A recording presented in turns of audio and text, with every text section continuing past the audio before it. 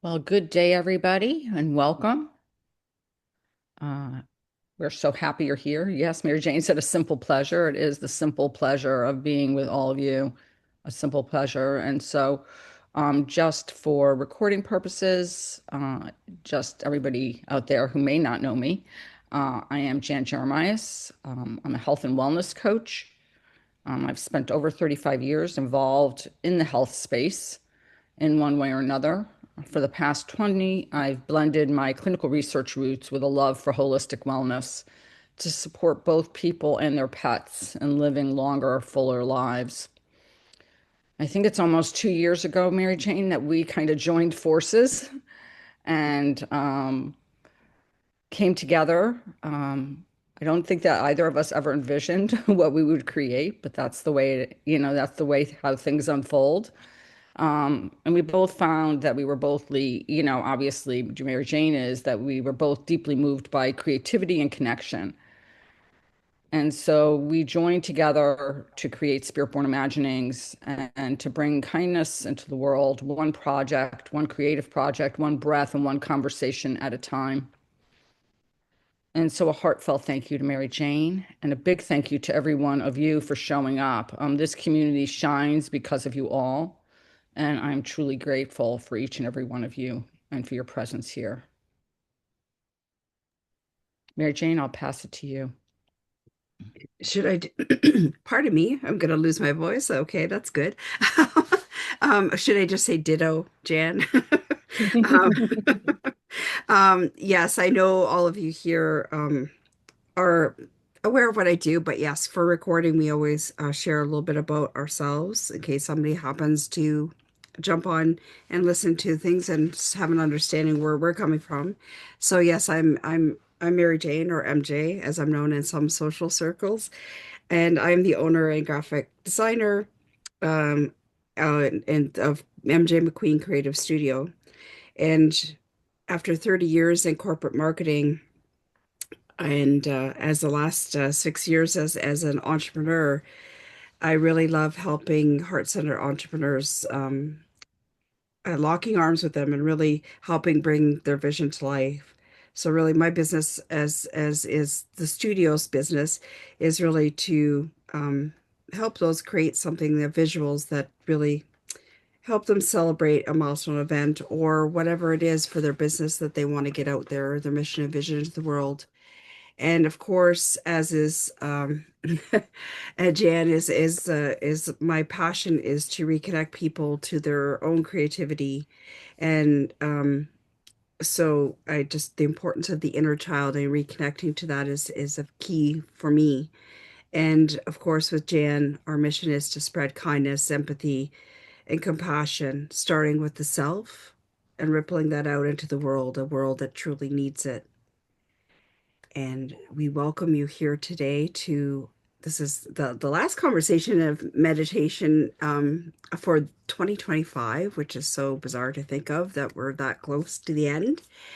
And but we're looking forward to coming back in 2026, of course, because as we mentioned, these conversations are the small pleasures that really bring some joy into our lives, and we thank you for being here and supporting. Um, Jan, shall I proceed with the little poem? Yes, please. So for um for today's based on today's topic, today's I think it says Catherine Campbell is the writer, and it's called Bucket List for Life. It says, head without chatter, love without strings, home without silly, superfluous things, spirited children, comfy old friends, real conversations where no one pretends, freedom to travel, adequate wealth, body in motion, and excellent health, absence of chaos, chakras aligned, teachings to nourish a curious mind, kissable moments, burning desires, soul drenching music, and crackling fires, dancing with rapture, candles alight, champagne and fairy lights twinkling at night, colors of autumn, crunchable leaves, springs full of blossoms, and beautiful trees. Sunsets and seashells feed in the sand, sharing with someone, a hand in my hand.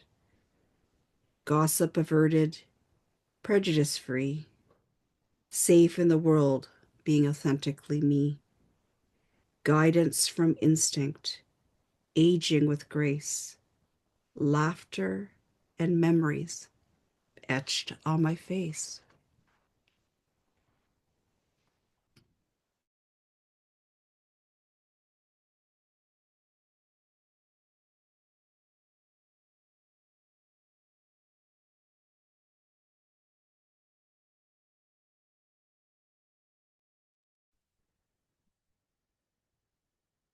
Thank you so much for sharing that, Mary Jane. Just such a great reminder for us all, which I think what this is part of, or a good part of what this is all about today. So we welcome you to finding the extraordinary in the ordinary. We gather today in a spirit of slowing down, of pausing long enough to notice what is already here. In a world that often pulls us toward the next thing, the louder thing, the more impressive thing, the shinier thing, this space invites us to return to the simple, the familiar, and the quietly beautiful. This is a place to remember that meaning does not always arrive in grand moments. Often it reveals itself in the smallest of ways. A sky brushed with the colors of sunset, the quiet companionship of trees, the shimmer of stars overhead, or the soft blanket of snow along our path. It lives in the comforts that hold us: a warm blanket, a favorite song, a well loved book. And in moments of peace, like a quiet morning, a deep breath, or the stillness that meets us when we allow ourselves to stop. Today is an invitation to soften our awareness and let ourselves be fully present with what feels grounding, nourishing, and true. Together, we'll explore how these everyday experiences, so often overlooked, often offer more than comfort. They steady us, reconnect us to our inner landscape, and remind us that joy does not have to be chased. It can be noticed, received, and gently held. As we gather in community, may this time feel like a collective exhale, a chance to listen more deeply, reflect more tenderly, and rediscover the quiet magic woven into everyday life. There is no need to strive or perform here. Simply bring your presence, your curiosity, and your willingness to notice. In doing so, we may find that the extraordinary has been waiting for us all along, living quietly within the ordinary moments of our days. We are so glad you're here.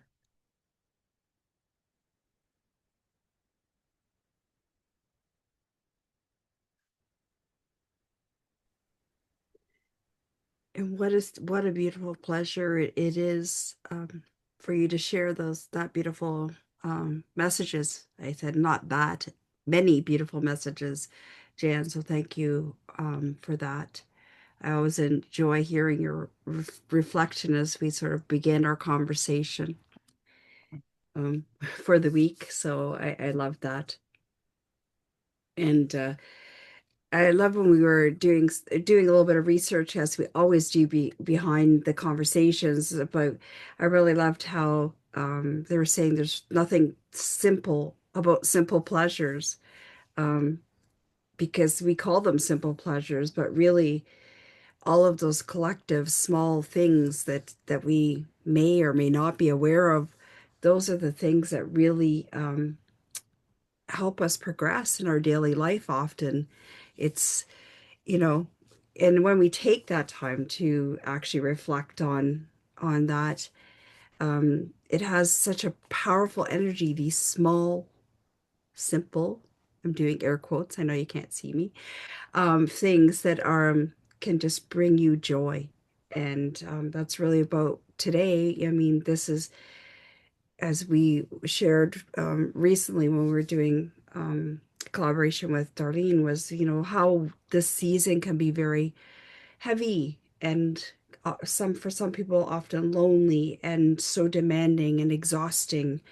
Um, but here we are together, taking time together and just taking the opportunity to take joy in being in this space.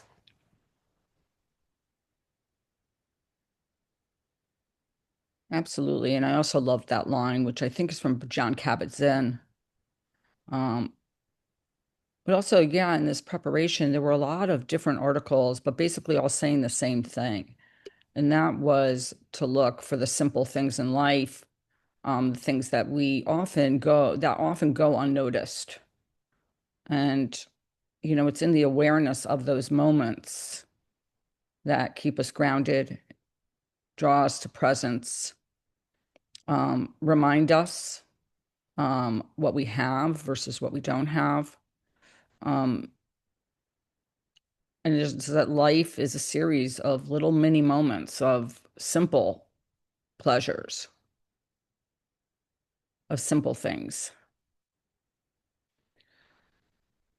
And so we would love for you to share, but, you know, we have many, and we have some really, I mean, we found a great list which listed like 100 simple pleasures, and some of them were just amazing. Like I just loved to look at the list. You know, as Mary Jane and I were just a few minutes before we got on today, and it's raining here, and it was like the sound of rain. And what does it remind you of? And so just the simple things in life, which as opposed to looking for the grand things, which, how often do they happen? And how many people live for the grand moments, waiting for them to happen or planning for them, and then miss so much of what's happening in the exact moment that we're living.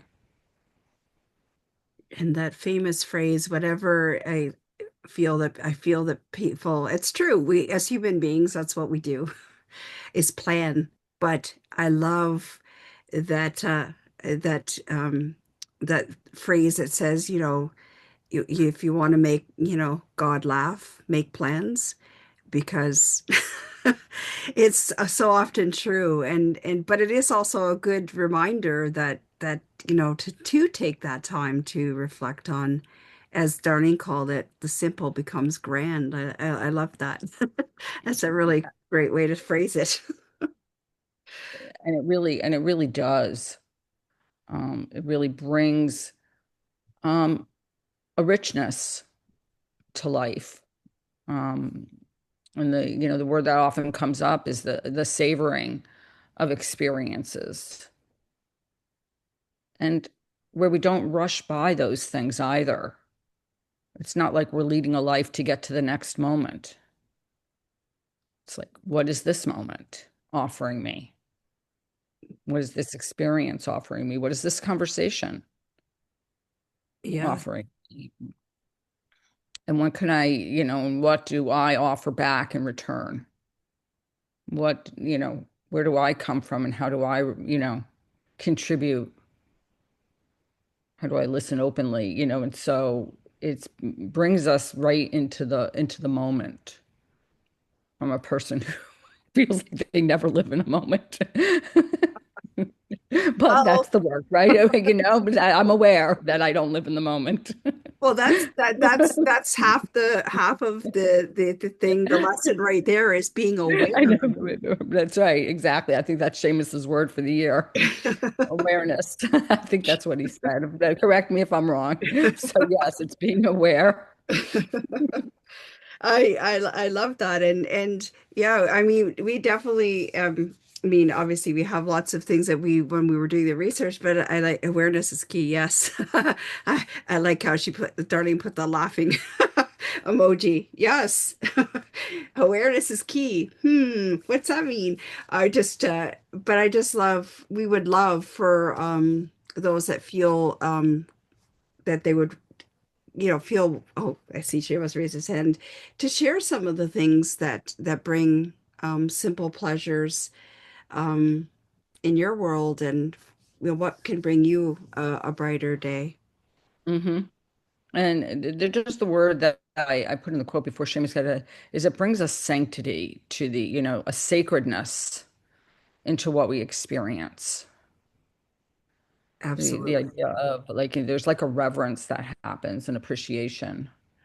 And so Seamus, please.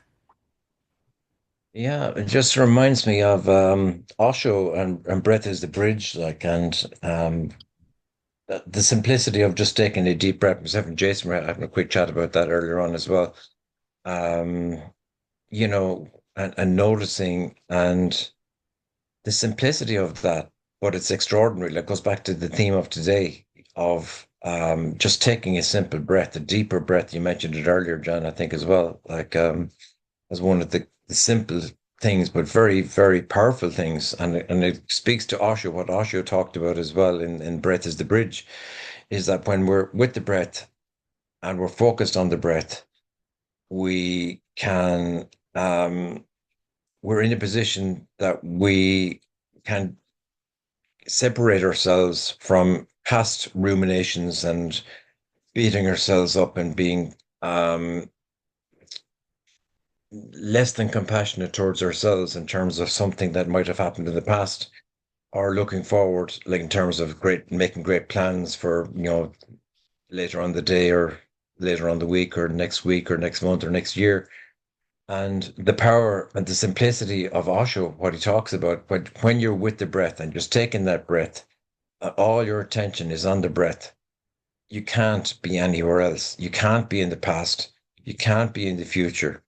And that's an experience, I think, that speaks to the theme today of such a simple thing of creating that space, noticing, taking the breath, and then whatever you're noticing, whatever emotion is going on, the focus on the breath kind of helps us to kind of separate ourselves from the past and the future, and maybe even allows ourselves to actually see and interpret what the current emotion is informing us about, and to allow us to process and learn from in this moment that emotion.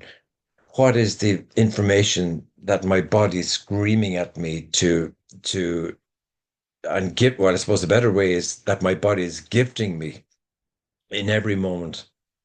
And sometimes we simply are so busy with future thoughts and past thoughts and plans and regrets and God knows what, that we simply don't have a channel and capacity open to actually process in the moment the foundational inside information that's of fundamental importance. Uh, and when we open that space through the breath, we can then actually um, make better sense of past ruminations and future plans. And it becomes a much more powerful kind of blended experience that we actually can achieve much greater things in life when we can manage to create that space in a very simple way through the power of our breath to enable us to kind of treat ourselves with more compassion and care from our inside out that transmits in how we engage in everyday and often important activities, but we do them in a much more compassionate way, I think, when we're operating from the foundation of that simple practice of breath, noticing, and then engaging outwards in a very different way than how we might have engaged if we weren't creating that space from inside out, I guess. So again, it's a very simple practice, but it's a very powerful practice when we allow ourselves and maybe deliberately create space to um, carry out such a simple process and maybe become part of our everyday experience, I suppose, in time if we experience the benefits of that as well. So yeah, thanks. Thank you, Seamus. A few things came to mind as you were speaking. One is, the word awe, and I heard it sort of like, the acronym standing for the awareness, being aware of something.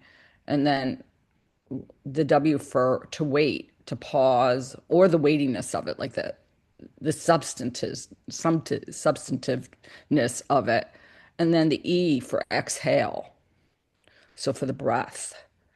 And so as you were talking about the breath and almost the ability for it to anchor us into the moment, which, Darlene's wonderful contribution to our four-part series was anchoring to breath, was the ability for us to bring us into the moment and whatever we're experiencing, whether it be, it, it just brings us into the moment, whether we feel like we're being like conscious of a really simple thing or we're dealing with something that's hard.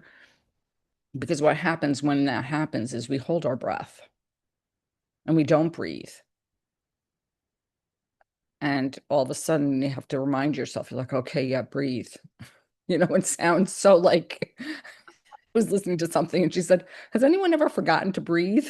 So, and it made me laugh because I don't think that we like really necessarily forget because obviously we're still here, but we tend to like tense up and hold our breaths. And Hold I it. was just like, she said that's why she can't go to yoga class because she can't stand anybody telling her like when the yoga teacher says breathe. She's like, has anybody ever forgotten?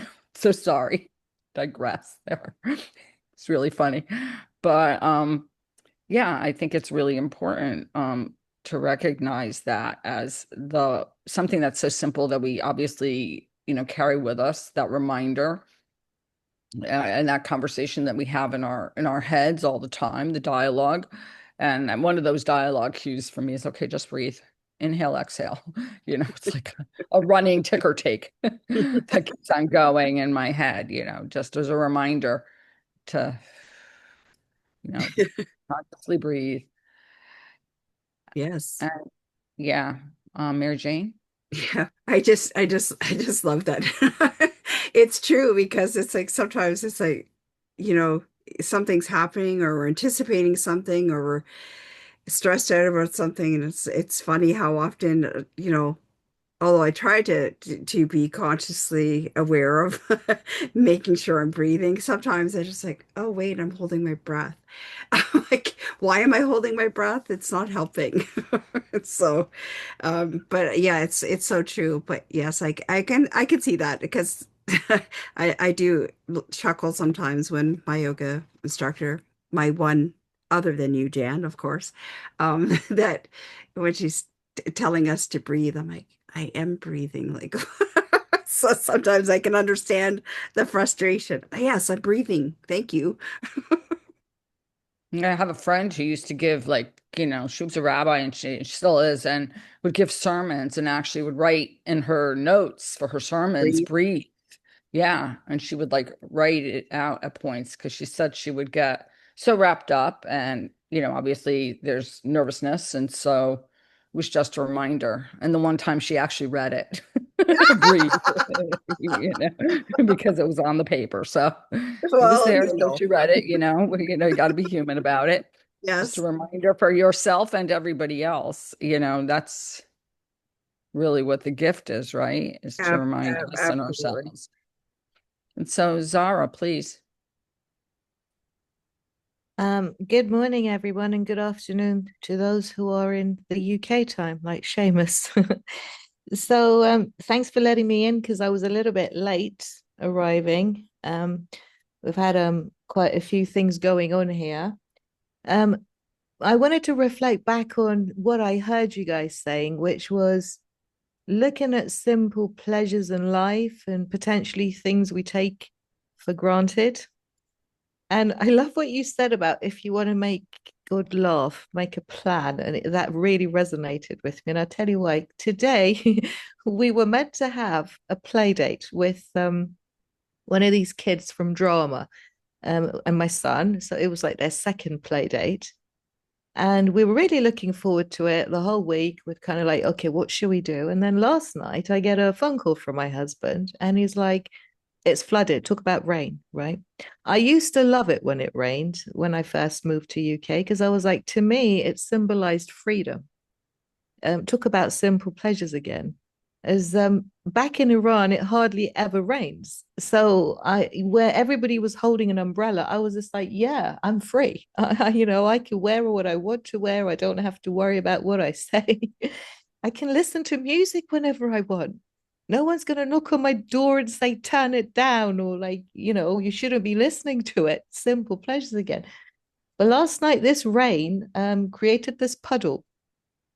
And my husband was at this crossroad and he couldn't see where the road was. And he ended up in a ditch. And so our entire plans for today got completely scrambled up. And we've been running around headless chickens making mini plans in between this to try and figure out whether this car's a write-off, because the insurance apparently is going to write it off straight away. But we believe that it's okay. So we've been running around dealing with all the garages, again, simple pleasures, people you've kept relationships with that you trust, that you know they'll do right by you. And somehow it's all pulled together. And we managed to get somebody to pick it up from that place at 3 o'clock to drop it off to them to have a verdict before 5 o'clock so that we know whether or not we have to contact the insurance company or not.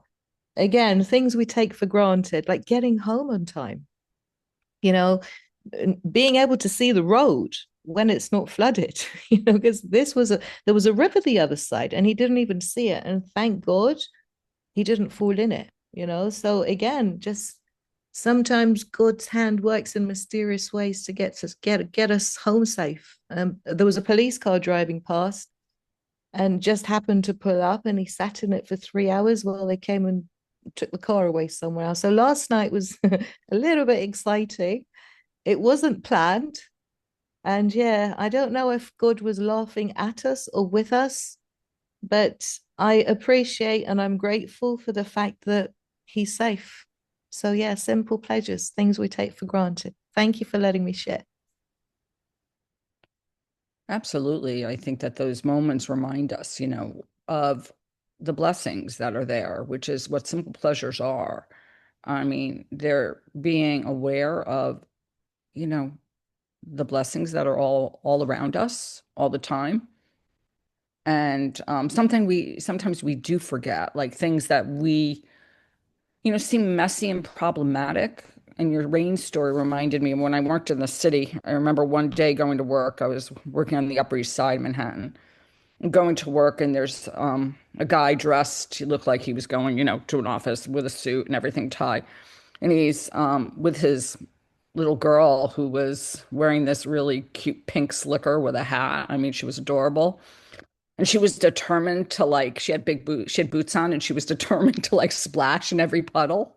And you could just tell that he wanted to get to work. And he's like, honey, really, I don't think we can step in every puddle, And it was just like, the smile it brought to my face. And obviously I still remember it and it's been many years, but just like the reframing for me of like, what is a problem for me was the most exciting thing for this little girl who was probably about 2 or 3 years old, to splash in every puddle on,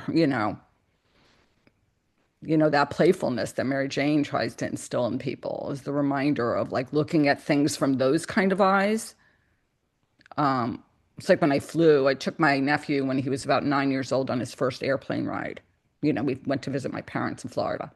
And everything that was exciting to him that I took for granted, everything. Like, oh my gosh, what is that? And what is that?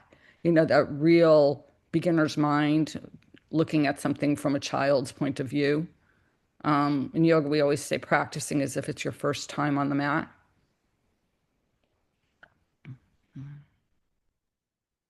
You know, and each day is like that, right? Because each day we get up anew. Yes, it's a new gift that we receive every day, right? You Mhm. know, the past is the past and the future is the future. And as my yoga instructor likes to say, today is the present, the gift in hand, and what will we do with it?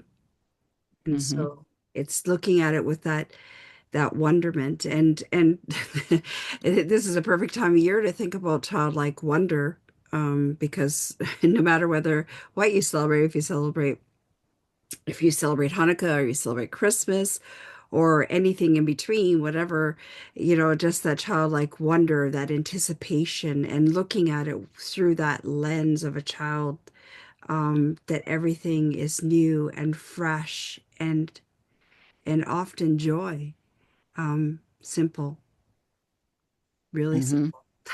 And as adults, we often forget that in our in our busyness. Um, but when we take that time to just sort of rest and perhaps be still and just let those simple things come to us and becoming aware of them, that's the simple joy. Absolutely. And you use the word busyness. And I think I really loved the fact because I get told that a lot. You talk to people about mindfulness or focusing on their breath for even a few minutes a day, and everybody says, "Oh, I'm too busy." Mm, And the thing about all what we're talking about is it doesn't matter how busy you are. You can savor and be present for a moment, no matter how busy you are. It's like you have you're drinking tea anyway or having coffee. You can, feel the warmth of the cup and the smell and the aroma that's emitted off of whatever you're drinking. You can feel it as it goes in your mouth and down your throat, so you have the ability to find the simple pleasure no matter how busy you are. Years ago, I remember, I commuted from New Jersey to New York for too many years to count.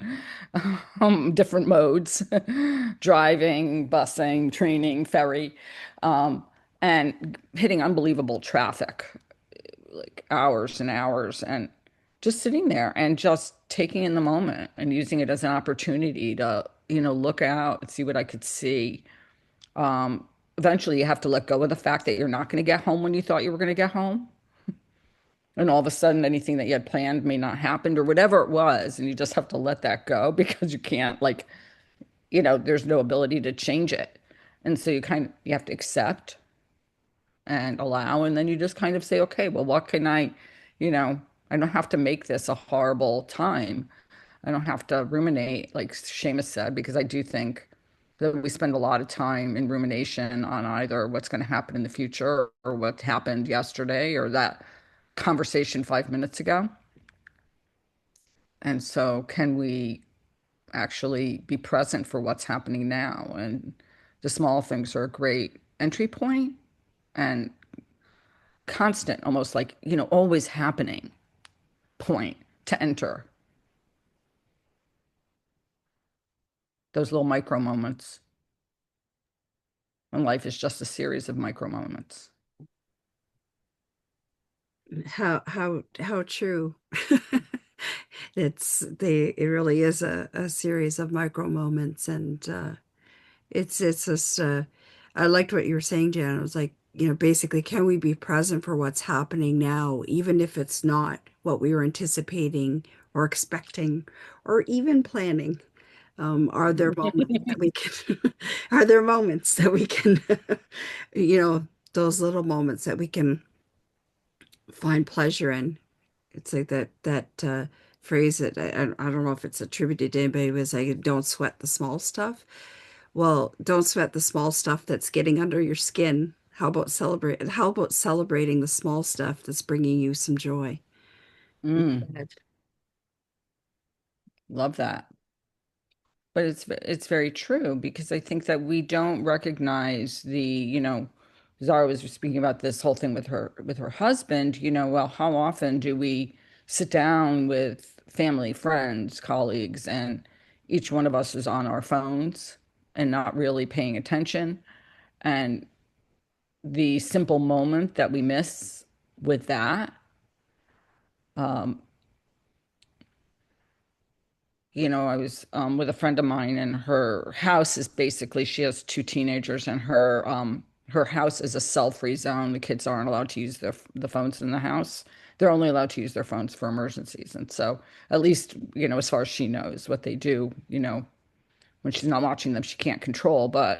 And so we were out and we were standing, in a place, and there was a movie theater right, right next to us. And these two kids, you could tell they were like waiting for people and they were actually waiting for each other. And it turns out they were texting each other, but they were standing like right next to each other. And he was like, why don't they just get up and look? Like if they got off their phones and actually lifted their heads, they would have actually seen that they were standing like, two people away from each other. But how often we're with other people and we're not present and we don't even treasure them. We don't value the fact that they are here. You know, I think all of us have learned through the years, not, people aren't around or things aren't around forever. Absolutely. And whenever we might have let those recognition of those things slip away, there's always a poke to remind us yet again that that's true and why it's important, as they say, to Hmm. live each day as if it's your last, because you really, you know, we're not guaranteed tomorrow. We're not even guaranteed an hour from now, really. So, why not take pleasure in the things that are happening around us right now? Take pleasure in those small things. And 'Cause- I agree with you. I think that, sorry, do you want to say no, something no, else? no, Sorry. that's fine. Um, yeah, I think we forget. And then we do have those little things that happen that remind us that, people, beings, I had that reminder over the past 3 months with Tonka and the fact that he's declined quite a bit. And then like a reminder, like it hit me, like, oh my gosh, like he's 14 years old almost. He's not going to be here forever. And not that, he's doing much better. Well, the vet was actually quite pleased yesterday, which was great news, but phenomenal news. But still, it's kind of like that reality check of like, oh my Yeah. gosh, like I've got, a better value every moment that I have with him. Uh, and the same goes for people or, things we love. Mhm. It doesn't matter what it is.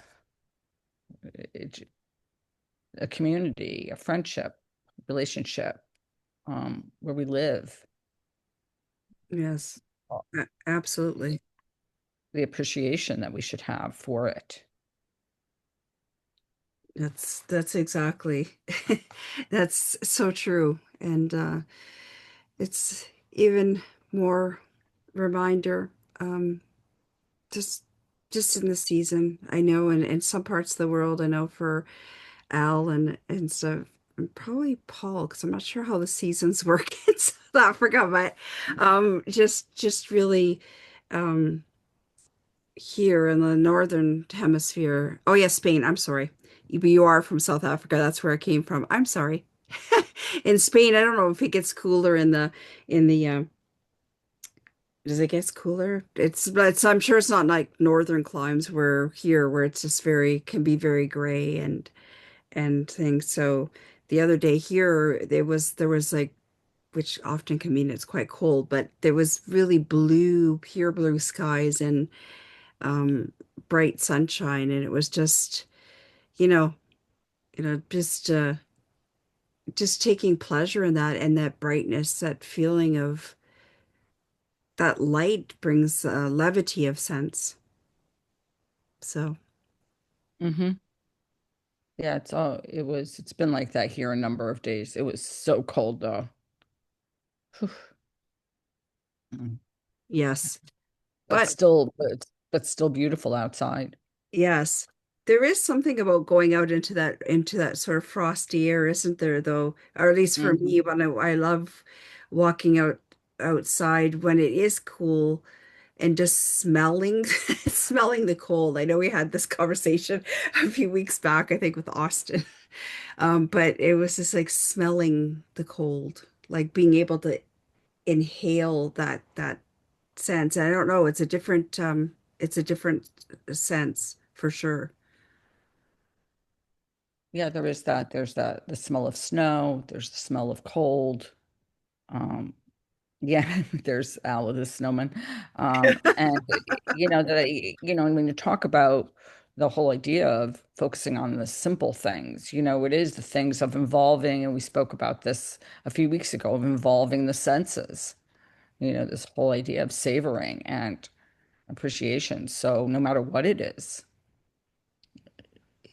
whatever kind of brings you into that moment, whether it's the feeling or the touch of something, the surface, the sound of it, walking and hearing the leaves crunch beneath your feet or hearing the birds and then, feeling the breeze or the cold wind these days. It's been very windy here. The cold wind on your face. Well, it gives you, well, simple pleasures is then when it's cold like that, being able to return to a nice warm Mhm. indoors and have a hot cup of tea. Exactly. Exactly. It all becomes part of the experience, right? It Doesn't, does. it even prolongs the experience to some extent. And also it brings in the whole idea of like paradox or contrast. You know, as people, we don't really know what it's like we don't know what cold's like until we experience warm. And we don't know what light is unless we experience dark. Dark. That's true. I never quite thought of it that way, but it's very, very true. Right. Yeah, we say that in a lot in when I teach because we don't know what effort is unless we know ease. We don't want to know what it's like to feel free unless we feel bound. And that's the purpose of doing a lot of like arm binding poses and things like that, is that feeling of knowing what physically freedom feels like. Like, what does it feel like in your body? And since that's another sense, that body awareness, it's kind of like, okay, well, how does it feel to be trapped and bound and constricted? And how does it feel like to be free and mobile and agile and, able to have room for breath? And when you're constricted, can you breathe? To Seamus's point, like, can you still breathe and bring breath into it? Even if it's not the same breath, but can you find a place for breath? Exactly. Yoga as life. Yes. It is. It Isn't is. it though?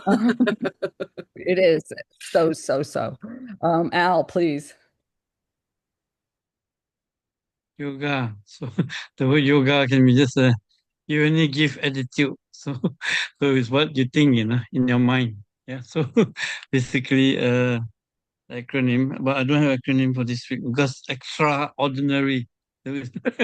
Extra, the word extra is like EXT. It's like that means extension, extension of what is ordinary with the rara in after that. So when you becomes extraordinary, you always like to rara of your success, your adventures, and your whatever things that you're doing with your family members, and all that. And the extra word is like superfluous, So and sometimes it can be also excess, like beyond the ordinary. Why we are ordinary person and how come we become so extraordinary.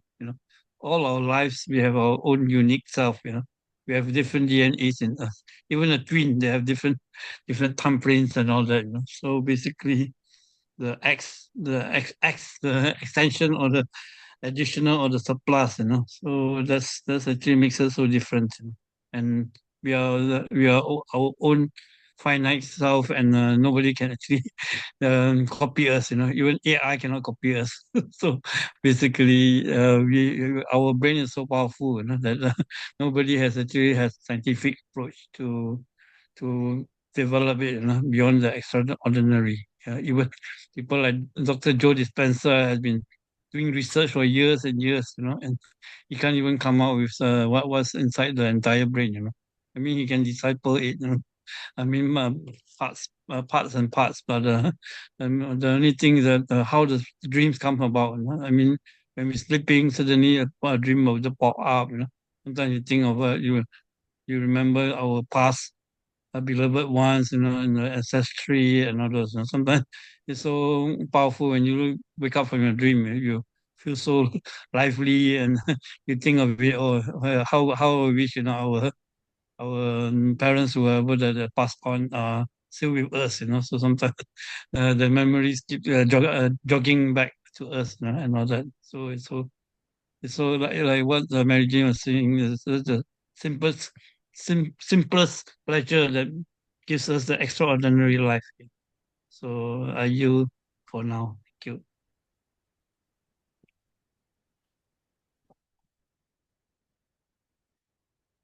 Thank you, Al, so much. And I love what you just put in, Mary Jane. A surplus of simple pleasures can be our treasure trove of gratitude. Love that. Treasure trove. Yeah, I don't know why. That's as I was speaking about surplus, and he said it's like all of a sudden it just popped into my mind. Like, yes, there we go, gratitude, and that we can pull from any day, and even if it's not right in front of us that day, just from our memory, right? So, I was want to hear from Darlene, but I was one of the articles we were reading. I was talking about this woman who was talking about her mother passed away, I think, when she was really young, and she used to give her the little statues, the simple pleasure statues. mm, And so how she went around after that and she would look for the simple pleasures in her day and she had to find one. And when she had her own children, um, she would put like each day they had to go out and had to find something that was like a simple pleasure for them. And her son's now like in college or graduated, and he still texts her each day a simple pleasure, like something that he has truly appreciated, that he's gone out and he's like experienced, savored. And I thought, what a beautiful habit to create, you know, starting when you're really young, to yes, look for that kind of, to go out into the world and look for that each day. It's like, what can I find? It does become, and it reminded me of that because of like that treasure, because it seems like you're going on a treasure hunt, a simple pleasure treasure hunt. yes, it's true. And what a beautiful gift the mother gave her Hmm. children. Um, just giving them the gift of gratitude and being able to find those moments or those places or those people that they can be grateful for in their day. What a beautiful gift. Absolutely. So, Darlene, please. Yeah, hi everybody. Good morning or good afternoon or good evening. For me it's interesting as I'm listening to everybody speak. I I don't think I think I just kind of came to an awareness right now of how much over the years in practicing mindfulness and practicing breath work, how fluid those moments, noticing those moments have become, where all of a sudden, I'll be walking past. Yesterday, I walked past really ripe, beautiful apples in my kitchen, and I laid my hand on one of the apples and I said, "You're beautiful. You're a beautiful apple." And I walked away, right? And it's so interesting because as we kind of like train our brains to notice these moments, because there's just so much chaos going around us, right? For with everything else, that it's beautiful when you get to that point, when you continue to notice those moments, when you continue to notice the small things, when sit in a room. I recently had a cookie exchange, and I had 14, 15 wonderful people sitting in my living room, and I always take a step back and I just listen. And I am so grateful for that moment of conversation when I can hear people talking about, "Oh, I've never met you before," or, "Oh, it's been a year since I saw you last," or all those moments. And then there's so many pieces to that in our everyday life, and certainly not to bypass the fact that life is hard. Absolutely comes with our hardships. So I think, there's also that toxic positivity, right? Where we have to be careful of that as well too, on the other end of the spectrum. But I loved what you said too, Jan, with the where there's one, there's the other, where there's light, there's dark. It's such a moment of appreciation and looking at it really for what it is, right? Without the judgment. Because when we take those moments, those micro moments of taking those simple things, there's the judgment comes out of it as well too. It is what it is for the purity that it is in the moment that it is. So I appreciate all of your shares, and yeah, this is a moment of simple gratitude. The words and the conversations coming from our mouths are what have brought us here. So Thank you for that. Thank you, darling, for that beautiful share. And I agree with you because I think it is training. I think you can train yourself and train your brain to kind of look for them and to not even look for them, where they become almost like part of who you are. Those little micro moments of looking for the simple things, and savoring what those are. And I don't want to say, I think that life, life, as Mary Jane and I keep on saying, life keeps on lifing. Things keep on happening all the time. Um, and I think it makes, not in a bad way, but I think it just creates a little beauty that you have in your life, moments, glimmers of simple beauties, simple treasures that you can sort of navigate your brain to, because otherwise I think that it's very possible to get down, depressed, anxiety, like all the things that we think about. And I think that life can be very heavy, especially I think it's always, life's always been heavy in different places in the world, and life can be very heavy these days for some. And so I think it's very easy to forget. And so it just makes it, and I don't love the word, but tolerable and even pleasurable, to sit there and say, okay, well, let me focus a little bit more on not only what's happening, but also on the positive things that are happening also. Because life does keep on lifing. Doesn't it though? Yeah. As we experience. But yes, and sometimes as life is lifing, and I know as Zara sort of alluded to it when she was talking about, all these different things happening, and yet realizing that by flipping the script that she was able to see the simple pleasures, the pleasures and the gratitude that came Hmm. from just knowing that someone that she loves and care for is maybe a little bit wounded in pride, but still still there, and you know life in itself, gratitude, love it. Hmm. And what's truly of value, Hmm. Absolutely. it reminds us what's valuable and what's important. Exactly. Uh, you, you know, that's all of a sudden, the car is the car, but he's fine. So Zara, please. Yeah, thank you, Mary Jane and Jan. I think there was another kind of moment that I found sacred actually in between all this. And he said to me, he said, "You're probably going to think I'm really stupid and I'm really this and I've really messed up." And I understand what happens. I mean, we all make mistakes. I'd warned him not to go through it, and I made a different suggestion, and he didn't want to listen to me, and he went and did his own thing. And we've always had this thing where he likes to almost argue his case, and then eventually comes round. It takes us ages to make any decision. And he said to me, "What's wrong with my judgment?" We're actually driving to the pickup truck, and he says, "What's wrong with my judgment? Is there anything on all the training you've done that can help me with it?" So I felt like for the first time, he was actually being humble rather than being, you said the pride was hurt, but I think even in those moments, I think there's pivot points, isn't there, for us to have a little bit of wake up call awareness. And maybe sometimes it takes something as serious as that to go, I almost died in this accident because there was a river the other side. It could have quite easily become devastating, really, especially with electric windows, as that, we can't just break out very easily with them.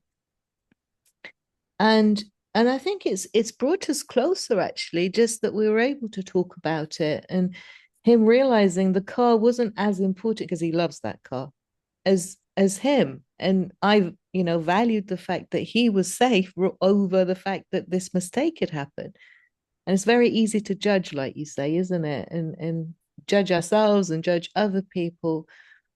But even like things that we see that we find pleasurable, this is another thing I wanted to mention quickly. Sometimes we associate it with a good memory of a person that suddenly later on becomes a bad memory. And even those things, we can find something in them. So it's not always nice, pleasurable things, but it helps us grow in different ways.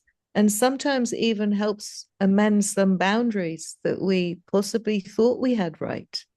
And it helps us correct them, you know. So I know I had lots of items in my house that I had to just put away for a while. I just couldn't look at them. And I loved all of them, but suddenly I just couldn't look at them. And I was just like, why am I feeling like this? So it took me down this path of a self-reflection and then realized that some things at the root of that. And sometimes even those things later on are the real pleasure, the things that we don't want to look at, that makes us wonder why, what changed. Thank you for letting me share. And I appreciate the space you hold, guys. Thank you. Oh, thank you, Zara. I think that, it's reminds me of almost like when you all of a sudden recognize the thing that you thought was a flaw is really a gift that you Yeah. have.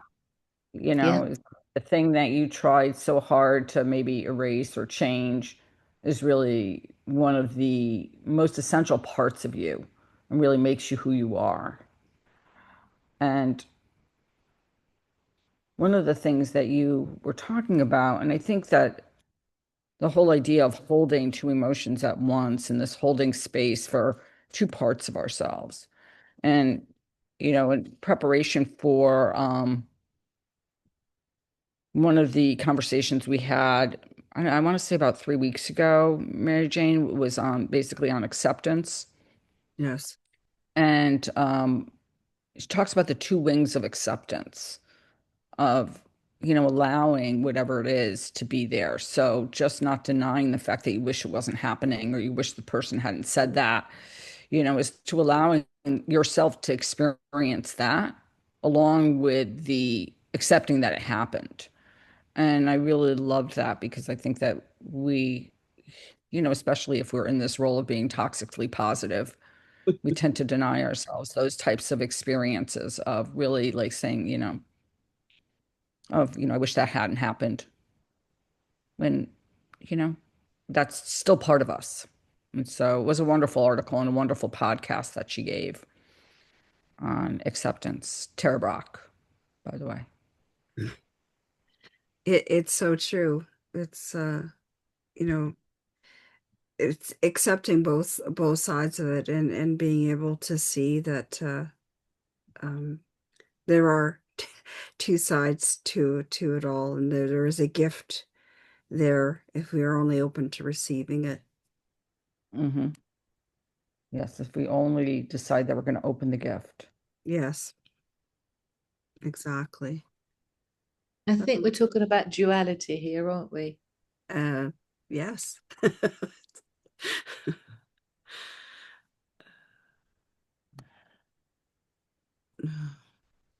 What a lovely conversation, and thank you, all of you for being here and sharing your thoughts and energy for sure. And it's just lovely to be here in presence with all of you for sure. And I'm looking forward, Jan, to the meditation, because I just know it's going to bring us something amazing. Wow. Thank you, Mary Jane. And yes, so happy to be here with all of you. So we're going to move into a few moments of meditation. Let's begin by settling into a comfortable position. Allow your body to be supported by whatever is beneath you, the floor, the chair,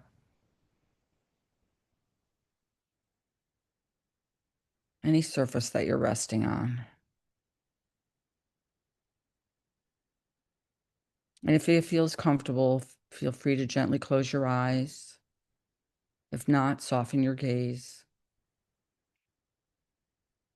Take a slow, natural breath in and an easy breath out. Allow your shoulders to release, to soften. Let your jaw rest and relax. Feel the weight of your body being held. There's nowhere else you need to be, nothing else you need to do.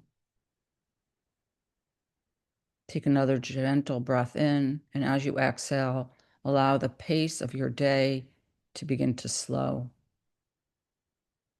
wherever you are in that day.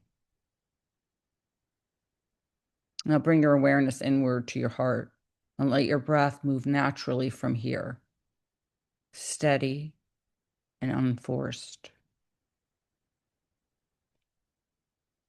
And as you continue breathing, begin to gently reflect on your day so far.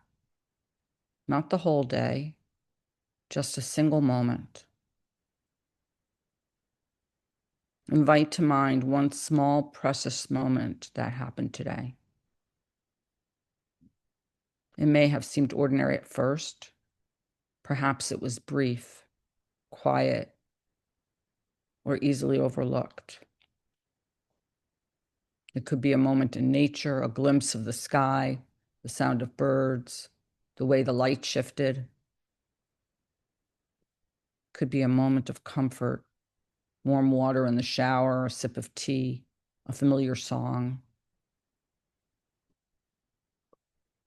Or it may have been a moment of connection, a smile, a kind word, a laugh, a pause that felt peaceful. There is no need to judge whether it was important enough. If it touched you in any way, it belongs here.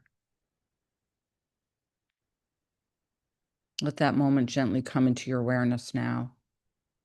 Notice where you were, what you were doing,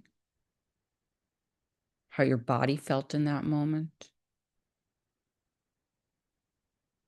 See if you can sense what made it precious, what allowed it to feel extraordinary. Not because it was big, but because it was real. As you hold this moment, allow yourself to linger there just a little longer.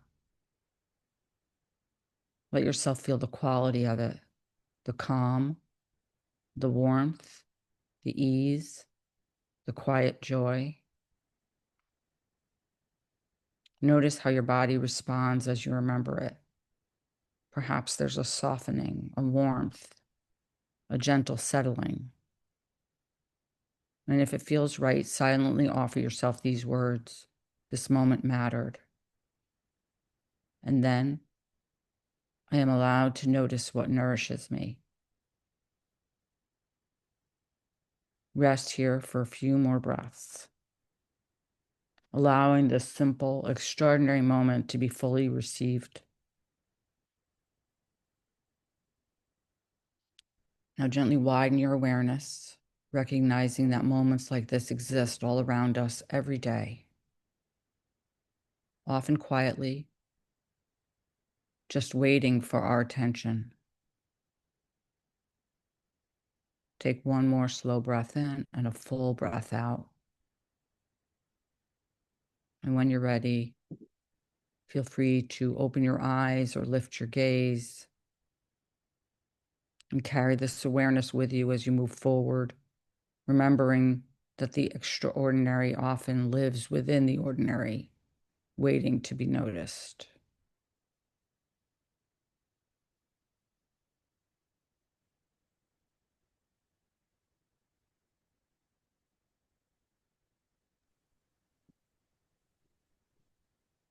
Beautiful, Jen. And just before we close, I wanted to share with you a short poem that's called The Peace of Wild Things by Wendell Berry.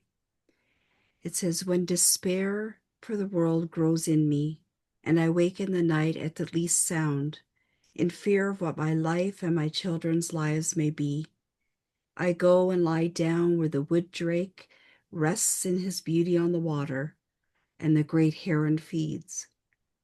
I come into the peace of wild things, who do not tax their lives with forethought of grief. I come into the presence of still water. I feel above me the day-blind stars waiting with their light. For a time, I rest in the grace of the world and am free.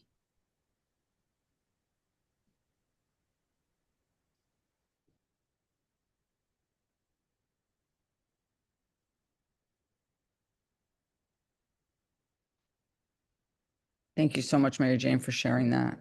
Um, well, it's a wonderful poem, really beautiful poem. And thank you all again for joining us today.